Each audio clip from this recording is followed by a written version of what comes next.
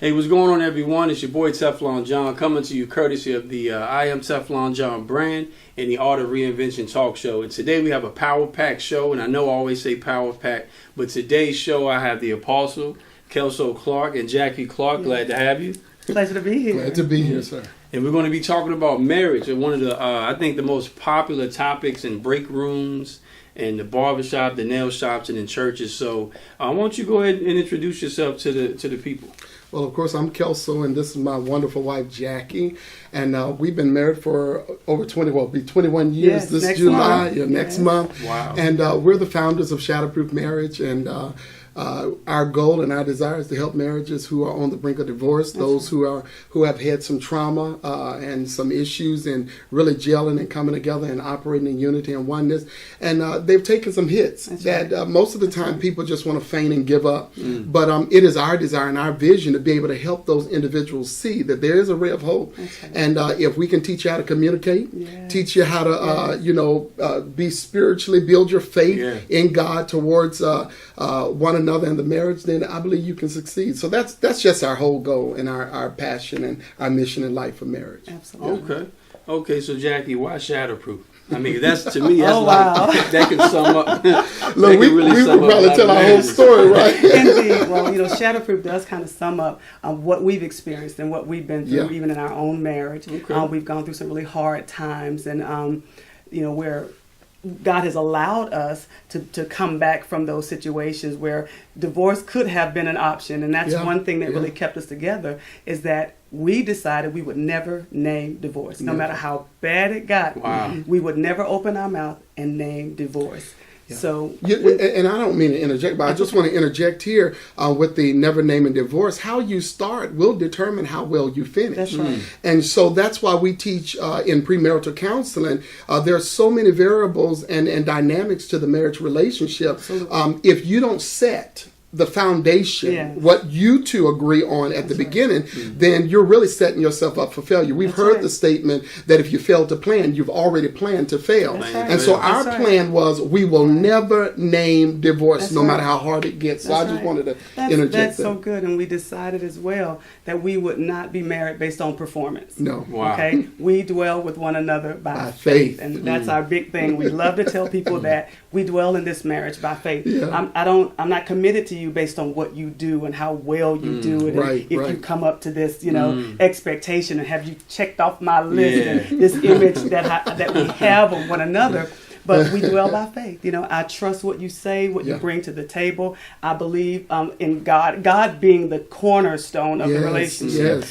Because our love and our relationship with God trumps the relationship with one another. I can stay connected to Him because I'm connected to the Father. So no matter what we go through, because we know we have a greater source that we can go to come through those situations, we stay jailed. It's not perfect. We have issues. Tension, stress, it arises, but we work through it. Over the years, God's tempered us. He's tempered us. So that's why Shatterproof. That's Shatterproof. We're examples that you can overcome. Wow, that's amazing. That's amazing. So when we talk about God, because we're all believers, and it's hard for the newer generation to understand why Jesus has to be in the center. But could you explain the correlation of the marriage between a man and a woman and Jesus in the church? That is so wonderful. And I think it's important to understand that man did not create or institute marriage, but marriage was created by God from the beginning. We can go back to the book of Genesis and see when God introduced the whole idea of marriage, the concept of marriage to Adam. He said, I see that he's alone, so I'm going to make him a helpmate. So we see that whole creativity of God being present in the garden with creating Eve or creating the woman and introducing the woman to Adam. But the major part is and this is how I always like to think about that subject, is that when we deal with, let's say if you have an Apple electronic, you're not going to send your Apple electronic to Dell Computers to get it fixed or HP. You're going to send it back to the manufacturer.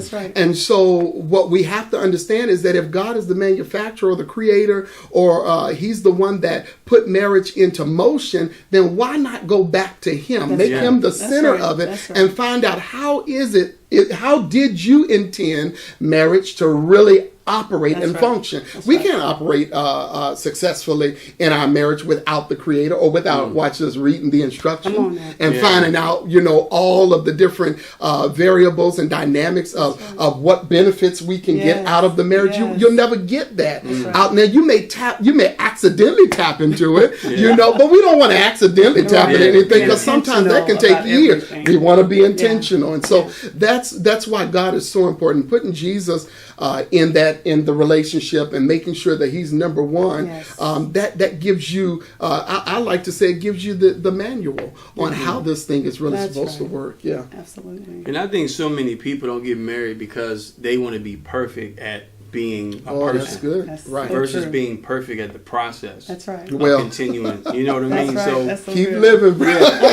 Because I think when I view marriage and when I view I always bring up fitness, but a lot of times you won't be perfect at eating right all the time. That's good. Making all the right choices. But if you're perfect at the process of trying, you will always reach your result. That's right. So how can someone that is wrestling with that that maybe has the soulmate that God has for them, but they're afraid to take it to the next level because they're afraid of their past or their family that they're connected to ruining that. Wow. Well, one thing we always teach in our premarital classes is communication. That's the big deal. Learning how to be open and honest with one another. And of course, your relationship with God has a lot to do with what you're able to receive from another person. So that communication piece is really, really huge. Can you share your heart with this individual? Can you really be who you believe you are? Can they accept you just like you are without the bells and the whistles? So if you're afraid to take that next step, somewhere on the inside of you, you don't know if you're going to be accepted for who you are right now. So we make these excuses. Well, when I get the house and when I get the bank account, when I get the status, when that's part of the growth process. That's what makes marriage fun, is when you're able to grow into some of these things together. Sometimes there's a fear in whether or not I can live up to. So we have to get rid of those things, and that's where the faith component comes in. We dwell with one another by faith. I trust God that you can handle who I am.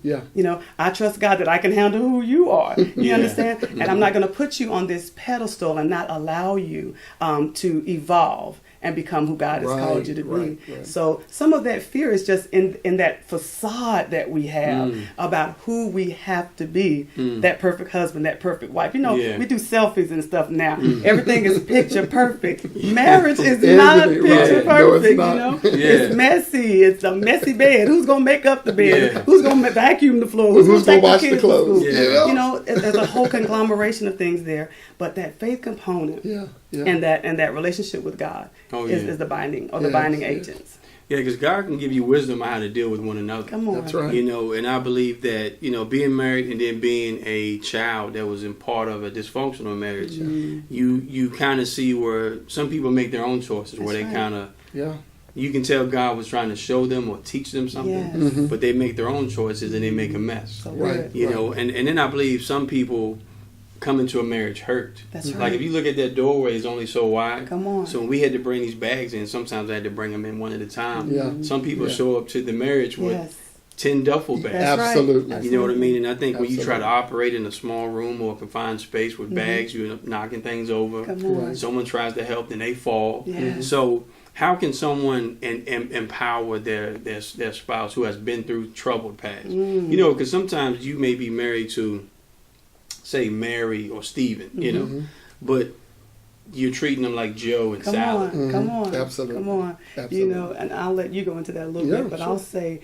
that has to do with your individual walk with God as well, to where you become the person that another person can trust with their stuff. Right. You become the person. You perfect the art of listening. Yeah. Okay, because sometimes people just need you not to diagnose. Not to dissect, not to do surgery, but to just listen. So if you can be that safe space, that safe place to just hear them out so that they can unload, not necessarily, rant, and vent, but to unload so that you can help them unpack So as you work on yourself as an individual, you allow yourself, that space to unpack their life, and you walk them through that. If you're at a better place in that area, you help walk them through that. That's part of the marriage journey. And you know what, I think one of the things we learned as we began to grow together and evolve, we found out that your struggle was not your struggle alone. Number one, when we came together, we became one. And so now whatever your problem is my problem. Right. And I know what the things that I went through. That takes out the pointing fingers. And Right. Yeah. And when I was going through some of my greatest struggles, and maybe we'll talk about that today, or I'll come back and talk about it. But I felt like I was all alone at one point. I felt like it was so embarrassing. It was too deep to talk about, and I was ashamed. I was ashamed of my past, ashamed of some of the things that were beyond my control, as well as some things that I decided to do. And when she started discovering some of those things, it made me even more shameful and embarrassed about it. And I began to become even more, watch this, secretive. When it was, and I'll give you one of them, for instance, pornography was a big problem for me. And I became so secretive to the point to where I didn't want her to find anything. But amazingly, with God in the picture, she finds out everything, And so, and that brought more hurt and more pain and more embarrassment and more shame. And number one, and you may have heard me say it, and I've said it to when we preach and when we go all over, and I'm talking about Jackie. She showed me God, and we know, number one, God is love. And so in the midst of it, she showed me I wasn't alone. I wasn't by myself. And when we stopped the pointing fingers, well, if you would do this, and if you didn't do that, and you're supposed to be a man of God, and you're supposed to be a woman of God. You kind of go through the back and forth, and you're not really resolving the issues and communicating on a productive level. When you stop that, and when I'll never forget it, maybe you'll tell that part of it, when she began to take on, hey, I've been treating you like this is your problem alone. But no, wait a minute, this is our problem. And we're going to work on it together. And she discovered that through the story of Abigail and Nabal. Nabal was, of course, foolish. But Abigail had enough wisdom to say, when she laid before David, you know what? Let the sin of my husband, of the foolishness of Nabal be upon me, and preserve my whole house, And because of that, that one move she made, she preserved her whole house from destruction. And so that's what we began to come into agreement about, and we began to work on. And that's when I was able to be open and honest and get my freedom and liberty. And as well, and we love to talk about the proverbial woman, that perfect woman in Proverbs 31. But part of that says that his heart safely trusts in her. So as wives, we have to be a treasure chest. You don't just put your treasure chest out in the living room for everybody to rummage through. He's got to know that I can put my deepest, even darkest thoughts, issues, deeds in that treasure chest, and you're going to safely secure them. You won't exploit him. Okay, you won't beat him up with it. It won't come up as a dart in the future, but that you become that safe place where his heart can trust in you. That's right. Wow. And I remember listening to you guys, and I never forget what you said. So feel free to go in wherever, dive in wherever. But you said that a wife should be her husband's chief deliverer. I was like, wow, that stuck with me for like. That's something I would never forget. And I just remember being, just thinking like, wow, like a husband and wife should be able to come to each other. That's right. You see movies and VH1 where the girlfriend is talking to the girlfriend and the husband knows nothing, or the husband is talking to the to his guy friend and the wife knows nothing. And I think that's a powerful statement, because by you being one, that should be your best friend. That should be your counselor. That should be the first person where you unload that information. Exactly. Because I'm pretty sure once you started to tell her things you were carrying, it's like putting down bags where you feel like, thanks for helping me carry these. You know what's amazing? I was just telling someone the other day how there would be times when I'm talking to Jackie. Jackie, she's my life coach. And many people talk about how wonderful of a life coach she is and how she's coached them through some hard times and some challenging times. But I said, well, wait a minute. She had all the practice on me first. And I can recount the time. I know. But, I can recount the times or remember the times when we'll set out at a restaurant and we'll be talking, and she'll coach me, ask me the right questions, and coach me through the processes of my thoughts, or help me process my thoughts. And tears would be rolling down my face, and I was like, gosh, this is therapy. She's doing therapy on me. And so that's why I say, I know what my wife carries and how she's been a help to me through that, and because of that, I am who I am today. I'm able to be who I am. Wow, and that vice versa, of course. Yeah, pretty sure. We've learned to not attack.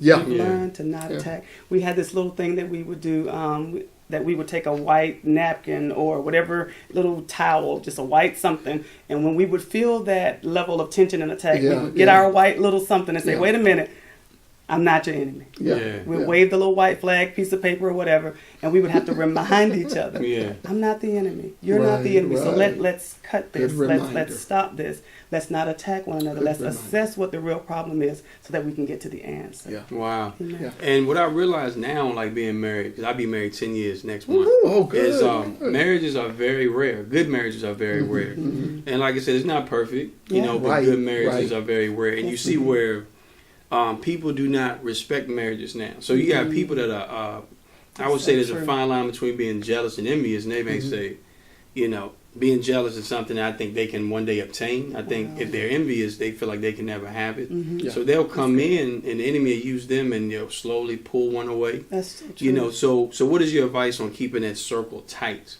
without letting the opposition come in? That is so good. It is good. I think going back to what we said at the beginning is making sure that your marriage, that you're dwelling with one another by faith, not by performance. Another thing is, because you had mentioned the different TV shows that shows or depicts the man talking to his group of men and vice versa, but really creating a strong level of communication. For us, communication is everything. Well, can you talk about our code? Okay. You go ahead, Susan. Well, no. Go ahead. You're fine. Well, we have a code. We have a code that we have within our marriage to where we set boundaries around what people can do and what they can say around us, what types of people we let into our lives, who we hang out with. We only want to be around people who promote marriage. We don't hang around people who put their wives down or put their husbands down. Once those conversations start, it's cut. It's cut. You're right. Yeah. Absolutely. Now we'll minister to people. Absolutely. And try to forbear with them for a while, and long suffer. But when we hear too much, because we believe that faith comes by hearing and hearing by the word of God, and so when we keep hearing negatives, and it's not like you're taking in. Yeah, I can't do that. I love Jackie. Jackie loves me, and you're not going to get no bad information from me on Jackie. And so I'm going to make sure in front of anyone that I uphold my wife. Set those guards. Yeah, and it kind of keeps the garden of your mind. It kind of weeds the bad seeds out. Because I've seen people that come to work or whatever, and they complain about their spouse so much to where your thing may be coming home, I get undressed, I throw my drawers in the corner, I take a shower, I come back and I get them up. So now all of a sudden, because homegirl is telling you that, now you're like, you know what?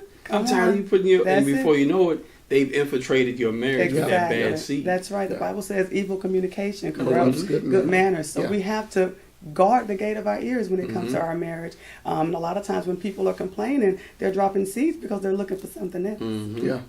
So they're opening up doors and they're looking for ways to kind of see what else is out there. So when you want to safeguard and make your marriage a safe place, you immediately go in. You don't tolerate it. Not the first time, not the second. You don't tolerate it. I don't tolerate anyone speaking against my husband. And because we've guarded our marriage so well, we don't deal with it at all now. Right. It's just people know. If you see me, you saw him. If you talk to me, you talk to him.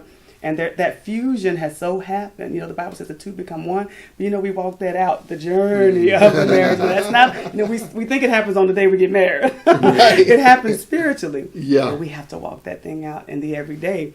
And so, because he is my best friend, I am his best friend, we do everything we can to protect.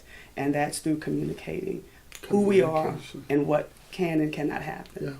That's great. That's great. And I think society now tells you that, you have to operate in a certain way, and people fall victim to that pressure. But I believe that once you release that pressure from the external, I think you can operate better in your marriage. Yes, especially when it comes to roles. Yeah.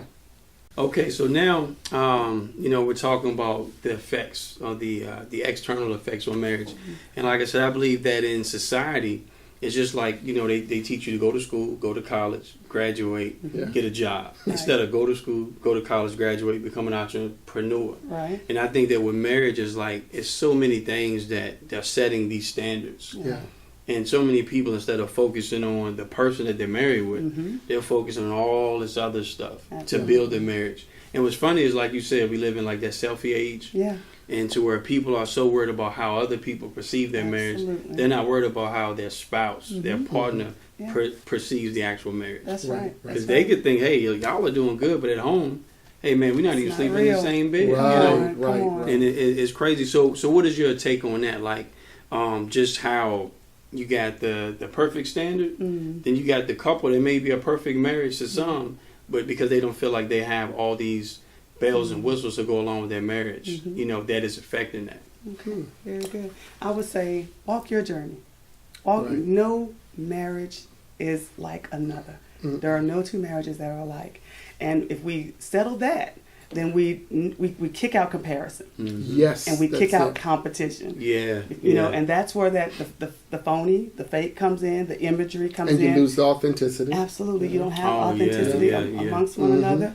You can't minister to others because you're trying to keep up. Yeah. Okay. Yeah. So once you kick out competition and comparison, now you can live your life. Yeah. Okay. And what's real begins to be conveyed to people. Yeah. And so what's on you now, it can flow to others because I can make a mistake and we're still a good marriage. Right. You know. Yeah. You know, I can something can happen detrimental and we can get it back together again, and we're still a good marriage. So I think people define mistakes and issues as not having a good relationship. Absolutely. Okay. Relationship. Okay, ship. We understand that a ship is something that carries. You know what I'm saying? So there's a flow that goes on with that. Yeah. You know, so how you relate deals with how you are able to flow, how you're able to move, how mobile you are, how you're able to evolve and transfer. Yes. So when we get it out of our mind that I got to be like somebody else and just build what you have. Yes. Put your attention on causing him to become all that God called him to be. He puts his attention. Yes. That intentionality is so key when it comes to truly building the marriage that God desires for us to have. He doesn't want you to have my marriage. No. We have people that say to us all the time, if only my husband would do what, if only my wife would do what, and we're like, no, you don't want him to do what Kelso does. That'll kill you. Because your husband wasn't designed for me. Right. My husband wasn't designed for you. And they won't be that individual. Come on now. Right. So we're not going to administer the same antidote and the same healing that you need, but we can, in principle, teach you how to bring things together, how to communicate, how to love, how to bring your finances together, how to never argue about finances, how to bring. That's so big, and that's probably another show. Yeah, we gotta get that in the show. Yeah, because that's where the competition comes in. I make this, you make that. We don't know our roles. Some of that's the outside influence. Because now culture is saying there is no role. Wow. Anything you can do, I can do better. Right. So we feel like, the wife can do just what the husband does, and, vice versa. But there are roles according to the Word of God, and that's how we tend to submit ourselves. Yeah, and I know married couples that have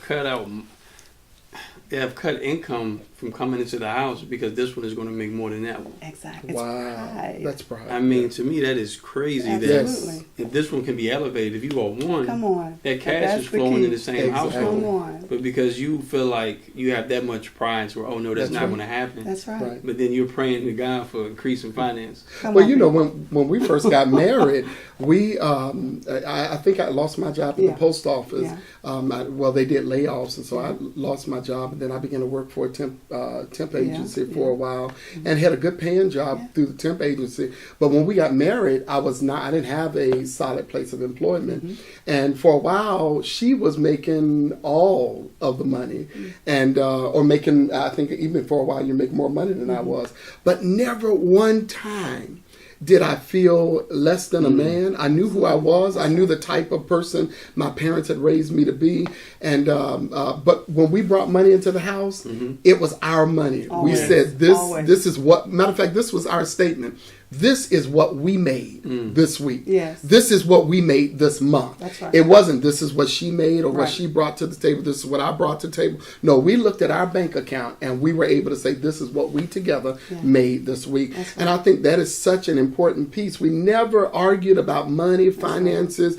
What's this is mine, that's yours. No, this is ours, you know. Yeah. And I think that is so important. I want to go back just if you don't mind just for a moment. Go ahead. Because we were dealing with the communication piece. Yeah. And communication is a very important part of how well we communicate or how well we function in the finances. That's right. But it also starts with how we think. If our thinking is low, then our communication is going to be low. That's right. So the first thing that has to happen to every individual in a marriage is that thinking has to be dealt with. You have to be transformed in your mind. Yeah. We really can't function productively together and have that blossoming marriage, an exciting marriage full of benefits and joy if we don't have or approach the marriage from a transformed mind. That means transform comes from the Greek word metamorpho, which means there's a metamorphosis that has to take place. Yeah. I have to get rid of the old. Matter of fact, it actually uses the concept of refurbish. Refurbish meaning I have to get rid of everything that's old, the old torn up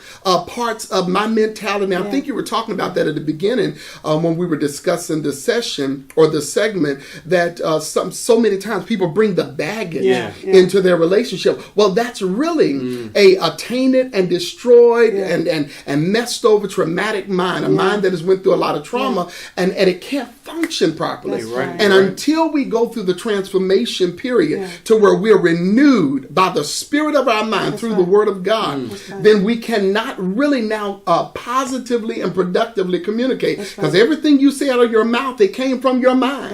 All right. So that's why if you're going to really function, and I know I'm covering a lot in this, but I'm just dealing with it from a financial point of view. If this doesn't shift, everything you say is going to affect your finances. It's going to affect how you relate in roles. It's going to affect how you represent each other in your authoritative roles, because we're supposed to submit one to another, not her submitting to me and or she just ruling over me, but no, we work together and we submit one to another. But if our mind concerning how we view one another, how we view others, how we view God, how we view ourselves, if that does not shift and be transformed, it's going to be very hard for us to be able to work together in our finances. So I just wanted to, you going in. It's kind of, didn't he go in? Sorry, the mind though, it's so important. I was just thinking. You go ahead. That was good. I know he's got everything popping now with all of that, but I was just thinking as you were talking, high frequency, low frequency relationships, to where you have one person that's on this plane and then you have this person that's kind of lagging behind, and that's where you get the dysfunction. Because you've got two different minds, and the Bible says, how can two walk together except they agree? So you have to, not that you can't learn to function, but that low functioning person has got to come up to where that high functioning person is. Otherwise, the relationship can't work. And I think with some of that starts, just to use like a metaphor, I remember when I started working a job, I went in as an employee. I worked hard, and then I got elevated to management. So I can't think at this position like I used to at this position. That's right. So could you explain the importance of people knowing that once you go from dating to engagement to marriage, the mindset has to grow with that. You can't be married and think like you did when you were dating. Come on, and you need to take yourself through that. I know you're going to hit that real good. Oh God, you can't. You've got to take yourself through that process of shifts and changes prior to the marriage, or you're going to find yourself in a whole lot of turmoil. And that comes down to relationships with other people, your single friends, kind of having a little powwow with them and letting them know, I'm getting ready to marry this young lady. And so things are going to be changing with how we can hang out and, how we can maneuver, things of that nature. Inviting more married people into your circle. Begin to, begin to commune more with married people so that obtain a marriage mindset. Okay, there's a marriage mindset. Okay, so you can't come into a marriage thinking you're gonna hang out every night. You can't come into a marriage thinking, okay, she's gonna take care of the kids all by herself. So there's a mindset that has to be migrated toward prior. And you got to put the work in, you know. Like I said, that's what premarital counsel is for. That's what talking to other good marriages do for us. So putting the work in, being intentional about making the shift. First of all, you got to make the decision. Are you really ready to eternally bind yourself to another soul? You got to settle that first. That there is nothing else that your affections can be poured into but that person. Okay, because we see it all the time where you're together for a while, 5 years, 10 years, maybe even 20, and then now your affections are going somewhere else. And we have to be the type of person that makes that individual want to continue. Come on now, to pour their affections into your life. So that's one aspect of how to do that. Migrating from singleness. It's so or dating. From dating as well, but it's so even in what you said, and I think that was perfect because of course those are the things I would say. But it's so important to recognize that even when Jesus was dealing with marriage, he was dealing with it from the perspective. Even it's mentioned in Genesis as well. But he was talking about how a man is supposed to leave his mother and his father and cleave to his wife. That in itself. Come on, family, mother, father, probably the closest blood relative to a son or to a daughter. But God saw the importance of leaving that. Same way he told Abraham in Genesis chapter 12 when he was saying, listen, I'm about to do something great in you, but I can't do what I really want to do in you until you leave. We can't really function at optimal level and in high levels, high frequency in our marriage until we learn this thing called leave and cleave. We have to be willing to let go of what was.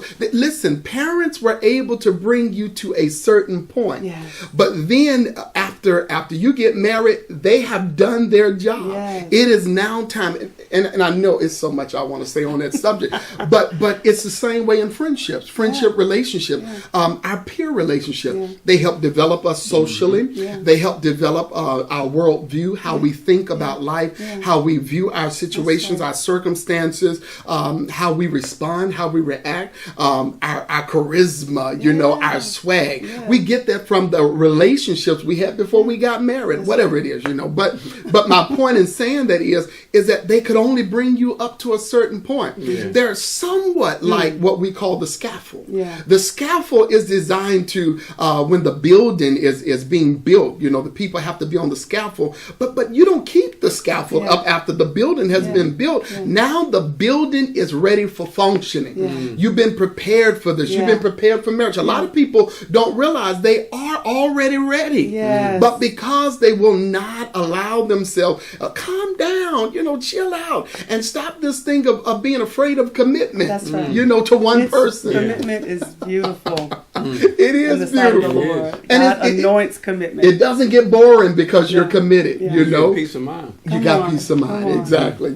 So those are the things that I think we need to look into. If Jesus and if God had instituted, there has to be a leaving. That's right. And there has to be a cleaving. We can now see that those people, it's not that we excommunicate ourselves from them, but they had their place. Now their role, that's it. Their role changes in our lives, and we have to redefine that role. We have to now say, Mom, Dad, I love you.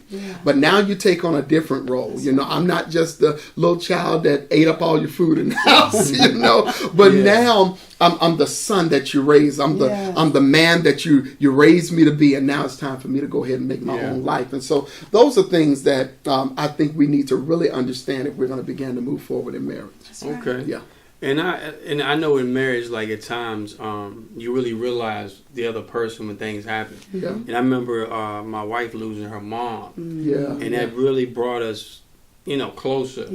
But it was times where I felt like I wasn't doing anything because there's nothing you can do or say. But I think the fact that I was there, she told me. That's it. You know what I mean? Is everything. And you really, I think at that point you realize what marriage is for. Because at the end of the day, when everybody else is going, you're going to be there. That's right. You know what I mean? So I'm a firm believer in, treating people the way that you should, even in a marriage, like showing them that equal amount of respect, because no matter how many people come and go, this person's going to be there. That's right. That's right. They're going to be there for you to wake up in the middle of the night, be there for you in the morning. And I think so many people get it, unbalanced when it comes to like influential people in their life. Like, like you said, you have a role reversal when you get married. Yeah, that's right. That's so good. I love that. You have to be able to define it. Yeah. You got to see it for what it is. And I like what you said when you were dealing with your wife and when her mom passed, because trauma can either bring you close or it can separate you. Yeah. So you have to really be careful in those finer and more sensitive times of your life, because it's really an opportunity for our marriage to really, really come together, for you to step up. And to show who you really can be for that individual. It's a time to really be selfless. There are times in marriage when it is 100% not about you. And you have to be okay with that. Yeah. You don't get to have your cry right now. You don't get to talk about your problems right now. You don't get to say, what irked your nerve right now. And how stressed out you are. Right now, I got to give you that. Yeah. So that was a really good point that you brought up. Because we have to learn how and know how to navigate those moments in marriage. Got you. Now, how did you all get to that point where, you may come home and be ready to vent, but you realize, let me take this back seat because you look like you needed more. How does a person get to that point? It's really when you get to a place of denying yourself. Jesus talks about taking up your cross, taking up your own cross and following him. Ephesians chapter 5 also deals with, and this is what I always, when it comes from the male perspective and position, the Bible tells us, husbands, love your wives as Christ loved the church. Watch this, and gave his life for the church. Same way with in the marital relationship. The husband has to be willing to die. I remember when we first, outside bar here just for a moment, I remember when we first got married. Every time she would say something, I would say, "You're out of order. I'm the man. You're out of order. You're out of order." And so that would make her cringe, But and then we discovered, of course, the proverbial woman opens her mouth with kindness. With the law of kindness, but she has to say something. So we both had some work to do on both parts. I had to learn that it was okay to listen, and I had also learned it was okay for her to talk, and then she had to learn, if I'm going to talk, say it in kindness or be kind about it. But I think what happens in a lot of relationships, mostly when you're learning how to communicate and you're learning how to develop that listening skill. It's important to be selfless, to get rid of selfishness and to die. Are you really willing to die for this individual? That's so awesome. And dying goes beyond, I'll take a bullet for. It's one thing for me to exemplify, because of course Jackie knows I'll fight for Jackie, I'll take up for Jackie. But the real strength is not really me taking a bullet for Jackie. Come on, physical. Right. Because we always want to resort to something physical. Yeah. But there's a greater strength. Just like I teach people all the time. You can be strong with muscles, but can you control your anger? Yes. Do you know how to? The strongest man is the man that knows how to control his emotions, know how to control what he thinks, his tongue. So even though there are times I may want to say something, I may want to retaliate, if I really love her, I'm willing to die, and I'm willing to control those things. He is so good at that. Bless you. I mean, that is just a huge benefit. He went in early. That is like a huge benefit in my life. I love it. Yeah, I mean, and I think it saves marriage. It's something that's simple, because either do you want to be right or do you want to be happy? Come on now. And it's like you could go in and argue that night, but is it worth it? Right. Is it worth going to bed upset? Yeah. And this one little argument, like I said, things start with seeds and it just sprouts. You know how some people are. 4 years from now, you on a cruise and something go bad and they bring it up. Come on. And now that you talked about bullets, I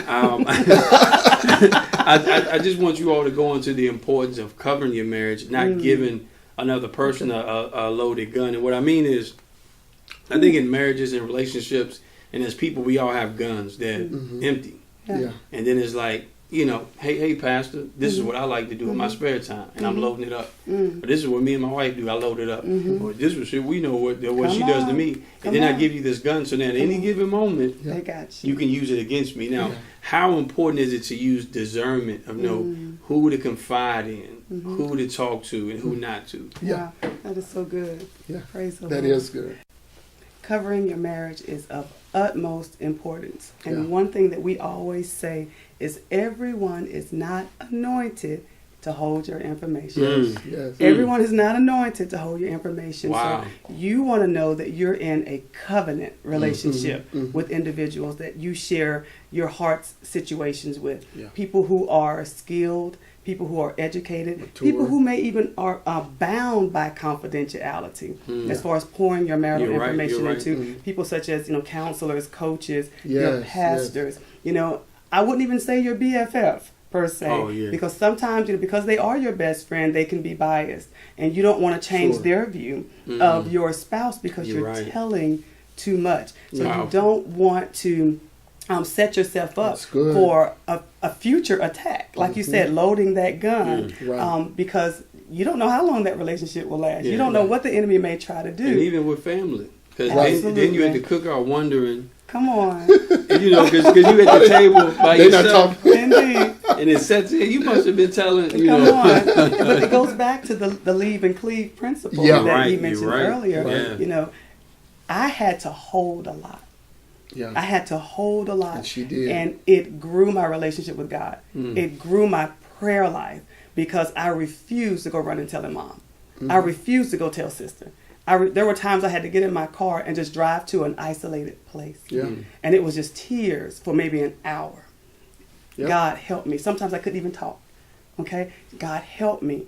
Now, I wish I would have had, some help at that point. Absolutely. And there are people who probably could have been outlets. But because my mindset was, I got to cover him. I got to cover him. I'm not going to put him out there like that.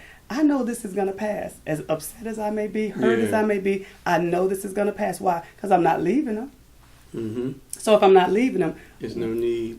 Why would I mess up his name? Why would I mess up his reputation? Why would I have undue warfare now brought into my marriage? Because now I got Sally and Jane fighting with me against my spouse. So let it grow your relationship.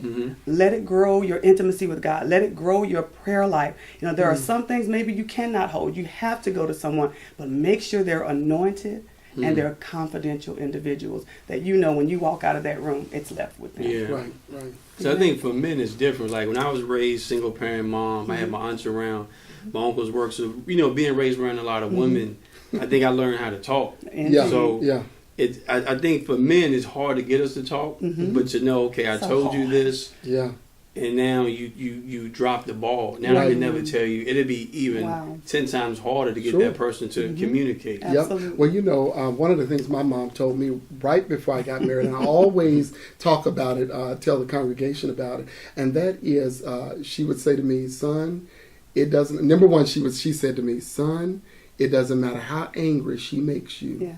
Don't you ever talk about your wife to another woman. Never.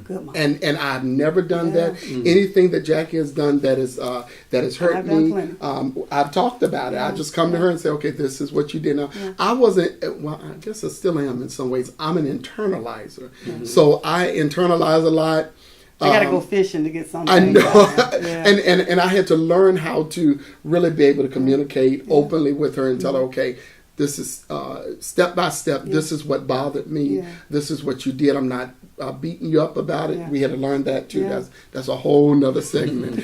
But we had to learn how to really say what bothered us about the other individual. And when she afforded me those opportunities, I was able to really get a freedom from just being so much of an I'm still an internalizer now, but I'm not as bad as I used to be. I just go step by step and I tell her this is what I'm dealing with. But that's what my mother taught me. Yeah. She said, don't you ever. Don't take it out. Yeah, don't you take it out. And never once, out of 21 years of marriage, we never had to call on our parents and say, I'm tired of her, I'm sick of her. And she's never done that to me as much as she could have. She never did that to me. And we never went to our friends and said, you know what, I need you to help me with this, because Jackie did this and she said that and I'm frustrated and I'm angry with her. We never had to do that, in order to get some level of counseling. So I love what you're saying, because as you were talking, the thought came to me. Yeah. It's unfair to your friends and family to do that.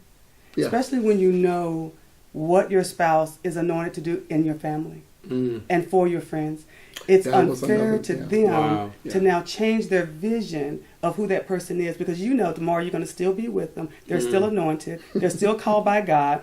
And the word and the knowledge and the wisdom that they are called to release, you've not blocked it. It's like you're bruising their testimony. Exactly. Exactly. So it works against both parties. Or even their effectiveness just to minister. Right. Because just because a person hits some bumps in the road while they're on their journey does not disqualify them. Absolutely. And I think in just the Christian world, in the world of believers, we've put this perfecting measurement upon people, and we made people think that you have to be perfect in order to be effective. No, you don't have to be perfect to be effective. You have to be authentic. Right. It is being authentic that brings positive or productive effectiveness. And a lot of people, because you got people who are trying to be like, I'm not going to say names, but try to be like the next big person or big name in Hollywood, whatever. But you don't realize every time you compare, I think we dealt with comparison earlier, every time you compare yourself with someone else, you are devaluing your genuineness, your authenticity, and every time you devalue it, you push it to the side. Therefore, if you push aside your authenticity, you're overlooking your gifts, and if you're not using your gifts, then you don't have effectiveness. You're not effective in ministry, or whatever your assignment is. So those things are so important when you're dealing in your marriage. You stop comparing. Stop thinking that you need to be like someone else and trying to do it like everyone else. Be yourself. Be who God has called you to be. And not only that, stop trying to look for this thing called perfection. Right. But look for authenticity. Right. If we can train people in our churches, our single people, how to stop looking for marriage or stop looking for relationship and stop looking for this picture perfect man, picture perfect wife, Coca-Cola bottle, abs, whatever, and start looking for authenticity. We'll have less people getting involved in relationships and being hurt and being disappointed because they found out that the person was not who they said they were. That's right. And if I can just kind of wrap that up a little bit, go ahead. even more so, it's pride when you take negative information outside of your marriage, because you're trying to cast a better image of yourself than your spouse. That's another way to look at it. It's a pride spirit that hey, I'm going to tell you this and they're doing this, but are you talking about what you did that may have caused what happened or what they did or how they responded? So pride says, let me go tell somebody so that I can buddy up and so that I can feel right. Okay? It's not about who's right, it's about what's right. And that's one thing in our relationship as well we've come to. We don't have rights. Right. We don't deal with, well, I have a right to say this and I have a right to do that, because who I am and what I do. What's right? Right. And even that mindset, just to piggyback on what you just said, that mindset is a couple who's in competition. Yeah. Wow. I want to present me as the better person, but I don't want to present that person as the better person. I want you to know I'm innocent in everything. And that's competition, but we're not called, in a marriage, you're not called to competition. You're called to complimenting. We complement one another. Me looking good should always make her look good, and vice versa. Let's eliminate the competition. I'm not competing against her for the best, I guess, teacher of the year or who voted for me. I'm the better listener than she is, or I'm the better communicator than she is. No, we both are growing. We both are learning, and I'm going to put her in a good light just like she puts me in a good light. That's right. Wow. That's right. No competition. That's great ways to look at it. Because when you're building yourself up, you're diminishing the other person. Right. You know what I mean? Like, it's two ways to get the tallest building in the city. Either tear everyone else's down, or you can build yours. You know, and I just think that's right. It's kind of crazy because when you focus on yourself, you're forgetting about that other person. Absolutely. You know what I mean? And then, you know, as you get taller, you cast a shadow. That's right. You know? Sure. And I think if you focus on like that complimenting, if you compliment each other, and you know, if you're at competition with that, you'll always win. Versus complimenting yourself. That's it. Wow, this has been a power pack segment. Absolutely. Are you all willing to come back and do a part 2? Absolutely. I feel like I want to go in more. Sure. But yeah, we definitely gotta get a part 2 so that way we can kind of get that rolling. But hey, it was great to have you all. Great to have you all. What do you want to say to the audience that is on the brink of giving up, that thought about divorce when they woke up this morning, or when they're watching this video? Like, what do you want to say to them? Well, you know, I just want to say this first, is that number one, God is the God of possibilities. Yes. He's not the God of impossibility, but He's the God of possibility. Yes. Bible says with all things, with God, all things are possible. Right. And I taught this a long time ago with God not being the God of impossibilities, because He never looks at a situation as if it's impossible. Right. But every time He sees a situation, He says it's possible. And so what I want to say to you is that God is looking at your situation, and I'm telling you, even with what I've gone through, we've gone through together and experienced, it looked like it was impossible, but that was not God's end for my life for our life and even for our marriage.